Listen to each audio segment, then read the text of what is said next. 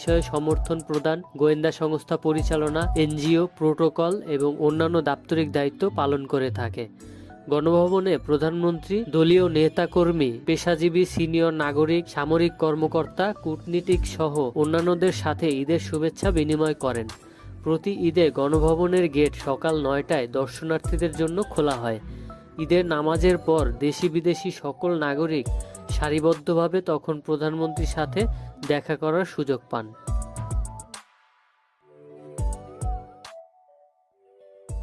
এটি মিরপুর সড়কের পশ্চিম পাশে ও লেক সড়কের ক্রসিংয়ে অবস্থিত এবং জাতীয় সংসদ ভবন থেকে 5 মিনিটের হাঁটা দূরত্বে অবস্থিত। এই অঞ্চলটি ঢাকার সবচেয়ে নিরাপত্তা বেষ্টিত এলাকা। গণভবন থেকে প্রধানমন্ত্রীর কার্যালয় ও জাতীয় সংসদের দূরত্ব সামান্য।